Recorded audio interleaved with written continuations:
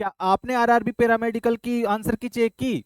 अगर नहीं तो जल्दी से जाकर चेक करो। जी हाँ दोस्तों, आज इस वीडियो में मैं आपको बताने वाला हूं कि आप आरआरबी की आंसर की किस प्रकार से डाउनलोड कर सकते हो, और दूसरा चीज आप किस प्रकार से कैलकुलेट करोगे अपने मार्क्स को, और थर्ड चीज इसमें हम सीखने वाले हैं कि आप ऑब्जेक्शन लास्ट में किस प्रकार से डालोगे, क्या क्या वैलिड डॉक्यूमेंट्स की जरूरत वहां पे आपको पड़ने वाली है। चलिए शुरू करते हैं दोस्तों। जो आपका एग्जाम हुआ था आरआरबी पैरामेडिकल CN 03/2025, 11 मार्च से 13 मार्च के बीच में एग्जाम हुआ था, और मैंने प्रीवियस वीडियो में बताया था कि आंसर की इसी डेट को आएगी, और उसी डेट को आंसर की आपको देखने को मिली है। अगर यकीन नहीं है तो प्रीवियस वीडियो जाके देख लेना। चलिए आगे बढ़ते हैं वीडियो के अंदर।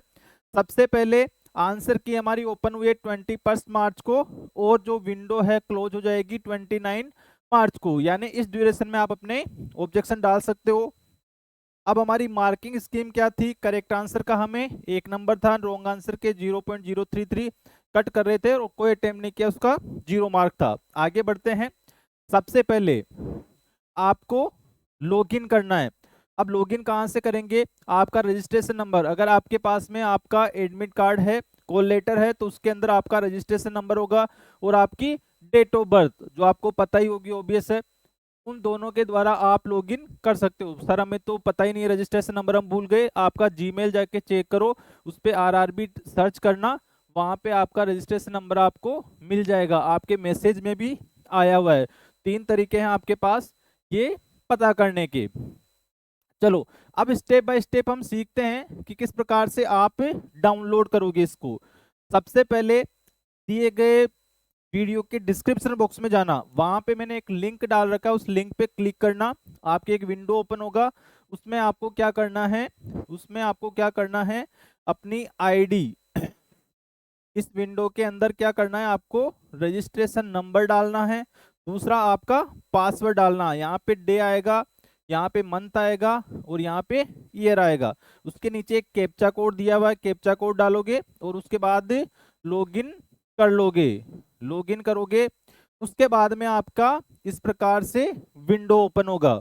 सेकेंड स्टेप, इस प्रकार से विंडो ओपन होगा, उसमें 3 ऑप्शन दिखाई दे रहे होंगे। कैंडिडेट डिटेल, जिसमें आपका नाम और रजिस्ट्रेशन नंबर, आपकी कैटेगरी शो हो रही होगी। दूसरे पे हम क्लिक करेंगे पोस्ट अप्लाइड। पोस्ट अप्लाइड में आपने जिस पोस्ट से भी अप्लाई किया होगा वो यहाँ पे शो हो रहा होगा। जैसे एप्लीकेंट सब्जेक्ट नर्सिंग सुपरिटेंडेंट के लिए था ये, तो ये ओपन हो रहा होगा, और एप्लीकेंट पोस्ट कैटेगरी 1 था ये, और रजिस्ट्रेशन नंबर आपको यहाँ पे अपना शो हो रहा होगा। फिर हम बात करते हैं, इसमें व्यू पे हमें क्लिक करना है। इसके ऊपर व्यू जो दे रखा है यहाँ पे आप क्लिक करोगे। क्लिक करने के बाद में आपको क्या दिखाई देगा, इस प्रकार से एक विंडो ओपन हो जाएगा, जिसमें आपको क्या करना है, फिर कैंडिडेट रेस्पॉन्स, इस पे क्लिक करना है। किस पे क्लिक करोगे? Candidate response. एक रहेगा कैंडिडेट डिटेल, दूसरा कैंडिडेट रेस्पॉन्स, थर्ड रहेगा ऑब्जेक्शन फॉर्म। इस पे क्लिक नहीं करेंगे, बीच वाले पे सबसे पहले आंसर की हमें डाउनलोड करनी है। ये आने के बाद में आपको क्लिक हियर, हियर जो लिखा हुआ है यहाँ पे क्लिक करोगे, आपकी आंसर की डाउनलोड हो जाएगी, और प्रिंट वाला ऑप्शन रहेगा वहां पे, उससे प्रिंट निकाल के पीडीएफ में आप उसको सेव कर लोगे। सिंपल सा प्रोसेस है। इस प्रकार से आपका आंसर की डाउनलोड हो जाएगा। अब उसके बाद में आपको क्या करना है कि आपके मार्क्स कैलकुलेट करना है। एक पेन और पेपर लेके बैठना, एक साइड में लिखना राइट, दूसरे साइड में लिखना रॉन्ग, और तीसरी में लिखना नॉट अटेम्प्ट। जैसे ही आपका पहला क्वेश्चन आता है, जैसे कि आपने पहला क्वेश्चन लिखा राइट था, उस पर पहला क्वेश्चन लिख दिया, दूसरा भी राइट था, दूसरा लिख दिया, थर्ड था, थर्ड लिख दिया। इस प्रकार से आपका जो 7 नंबर का रॉन्ग है वो 7 लिख दिया, 11 नंबर का रॉन्ग था, 11 नंबर लिख लिया। लास्ट में इनको कैलकुलेट कर लोगे, 1 2 3 4 5 6 7, तो राइट वाले राइट कैलकुलेट कर दोगे, रॉन्ग वाले रॉन्ग में कैलकुलेट कर दोगे। इस प्रकार से आपको कैलकुलेशन करना है। वहां पे दिया हुआ है क्वेश्चन, और ग्रीन से उसको मार्क कर रखा है जो उन्होंने राइट आंसर माना है। और इस साइड में जैसे क्या होगा, वहां पे इस साइड में क्वेश्चन दे रखा है, इसमें ऑप्शन दे रखे हैं, और एक ग्रीन से उन्होंने जो मार्क कर रखा है, इसका मतलब होगा कि उनका राइट आंसर ये था, और आपका रेस्पॉन्स इस जगह पे दिया हुआ रहेगा। आपने क्या किया है, वो इस जगह पे लिखा हुआ रहेगा। अगर आपका रेस्पॉन्स और ये वाला नंबर मैच होता है, इसका मतलब वो क्वेश्चन आपका सही था, आप उसको राइट में काउंट करोगे। और ये ग्रीन वाला और आपका ऑप्शन मैच नहीं होता है तो मतलब आपने रॉन्ग किया है। यहाँ पे कोई भी रेस्पॉन्स शो नहीं हो रहा, इसका मतलब वो क्वेश्चन आपने अटेम्प्ट नहीं किया है। इस प्रकार सिंपल तरीके से आप चेक करोगे। दूसरी चीज क्या करनी है आपको, एग्जाम्पल आपके 62 क्वेश्चन करेक्ट हुए हैं, आपके 23 रॉन्ग हुए हैं, और आपने 15 स्किप किए यानी अटेम्प्ट नहीं किए, टोटल 100 एमसीक्यूज हो गए। तो आप क्या फॉर्मूला लगाओगे, 62 इंटू 1, यानी ये तो आपके मार्क्स आए हैं, एक क्वेश्चन का 1 मार्क था तो हमारे आ गए 62 मार्क। दूसरा चीज आपके रॉन्ग कितने में, 23, तो 23 को इंटू करोगे 0.33 से तो कितना हो जाएगा, -7.59। ओके, ये हो गया। अब इसका तो जीरो है ही से, इसका कोई मतलब नहीं है।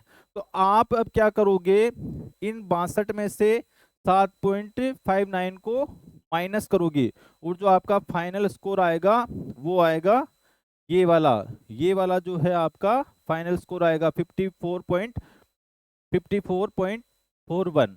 ये आपका फाइनल स्कोर रहेगा। ये एक एग्जांपल दिया, इस प्रकार से आपको आंसर की चेक करनी है।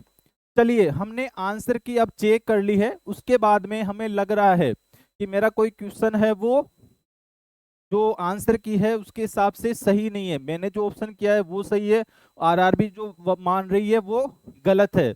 तो उसका हमें क्या करना है, फिर हमें करना है उसके लिए ऑब्जेक्शन फाइल। उसके लिए क्या करना है, ऑब्जेक्शन फाइल। तो ऑब्जेक्शन पे आओगे वापस, पोस्ट नेम आपको दिखाई देगा, डेट ऑफ एग्जाम दिखाई देगा, कौन सी शिफ्ट में हुआ था वो दिखाई देगा, और यहाँ पर आप नंबर ऑफ ऑब्जेक्शंस यहाँ पे सेलेक्ट करोगे कि कितने नंबर के लिए आप ऑब्जेक्शन लगा रहे हो। मैक्सिमम आप 10 क्वेश्चंस पे ऑब्जेक्शन लगा सकते हो। पेमेंट करना है आपको, टोटल अमाउंट डालना है, उसके बाद में क्वेश्चंस आ जाएंगे आपको कि किस किस क्वेश्चन पे आपको पर्टिकुलर ऑब्जेक्शन लगाना है। अब ऑब्जेक्शन लगाने की क्या शर्तें रहने वाली है वो देख लीजिए। फी पर ऑब्जेक्शन 50 प्लस बैंक चार्जेस, और अगर आपका ऑब्जेक्शन सही निकला, आपने जो बोला आरआरबी को कि भाई मैं सही हूं, अगर आप सही हो तो आपका पैसा वापस रिफंड हो जाएगा, और अगर आपका झूठ निकला तो गए पैसे। चलो, सबसे पहले सिर्फ एमसीक्यू क्वेश्चन के अगेंस्ट रेज कर सकते हो। रीजन सिर्फ इंग्लिश में लिखना है। आप जो भी रीजन लिखोगे वहां पे कि क्यों मैं इसको गलत मान रहा हूं आपके आंसर को, वो इंग्लिश में लिखना है, और कोई लैंग्वेज नहीं चलेगी। मैक्सिमम 3 सपोर्टिंग डॉक्यूमेंट आप वहां पे लगा सकते हो, कौन कौन से होते हैं मैं आगे आपको बताऊंगा। इसके अलावा max 10 objection at a time आप लगा सकते हो। सपोर्टिंग डॉक्यूमेंट मैंडेटरी है, पीडीएफ, जेपीजी, जेपी फाइल के अंदर मैक्सिमम 400 केबी उसका साइज होना चाहिए। सबमिट करने के बाद एडिट नहीं कर सकते हो, तो इसको ध्यान से भरना है। चलो, इसके बाद में ऑब्जेक्शन सही तरीके से कैसे लिखें, ऑब्जेक्शन सही तरीके से कैसे लिखा जाता है उसको भी सुन लो एक बार। तो आपको क्या नहीं करना है, रॉन्ग मेथड क्या है, आंसर गलत लगता है, तुम्हें लग रहा है कि आंसर गलत है, तुम्हें लग रहा है कि आंसर गलत है पर तुम्हारे पास उसका कोई रेशनल नहीं है, भाई कुछ मत करो, ये ऑप्शन सही होना चाहिए, ऐसा लग रहा है तब भी कुछ मत करो। मुझे नहीं लगा ये करेक्ट है, बिना किसी रेफरेंस के लिखना, हिंदी में लिखना, तो आपका ऑब्जेक्शन का कोई मतलब नहीं है, 50 रुपए गए तुम्हारे। इससे अच्छा टेस्ट सीरीज खरीद के टेस्ट दो। चलो, दूसरा चीज सही तरीका क्या होता है, एज पर बुक। आपका जो आंसर है अगर स्टैंडर्ड बुक के अकॉर्डिंग है, स्टैंडर्ड बुक के अकॉर्डिंग है, तभी आपको उसमें अपने ऑब्जेक्शन के लिए रेफरेंस डालना है। किसी कोचिंग की बुक का रेफरेंस नहीं चलता है, ये जरूर से आप ध्यान रखिएगा। कोई ऑथोराइज्ड जो राइटर है उसकी बुक का ही आपको रेफरेंस डालना है, उसका स्क्रीनशॉट लेके डाल सकते हो, रेफरेंस बुक का स्क्रीनशॉट ले सकते हो। स्पेसिफिक पेज वहां पे मेंशन करना है कि ये पेज है, ये चैप्टर है, यहाँ पे ये चीज लिखी हुई है, आपने ये माना है, वो इंग्लिश में लिखना है। और एनक्लेक्स, ब्रूनर, लिपिनकोट, इनको आप वहां पे डाल सकते हो, स्टैंडर्ड बुक्स में काउंट होती है, और इंग्लिश में ही लिखना है। ये आपके ऑब्जेक्शन के क्राइटेरियाज हो गए। चलो,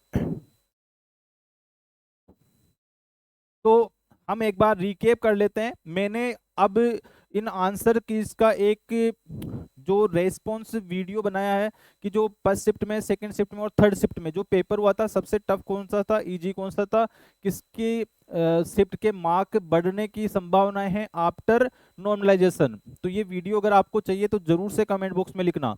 और हाँ, आपके मार्क्स कैलकुलेट करने के बाद में आपने कौन सी शिफ्ट में एग्जाम दिया था और आपके कितने मार्क्स बन रहे हैं काटने पीटने के बाद में, कैटेगरी के साथ जरूर से कमेंट बॉक्स में लिखना, ताकि हम एनालाइज कर सकें कि कहाँ की कट ऑफ फाइनली कितने जाने वाली है। और मैं नेक्स्ट वीडियो में कट ऑफ लेके आने वाला हूँ। तो जल्दी से चैनल को सब्सक्राइब करो अगर ये जानकारी आपको अच्छी लगी हो, और लाइक करो, कमेंट जरूर से करना, अपने दोस्तों के साथ इसको जरूर से शेयर करना।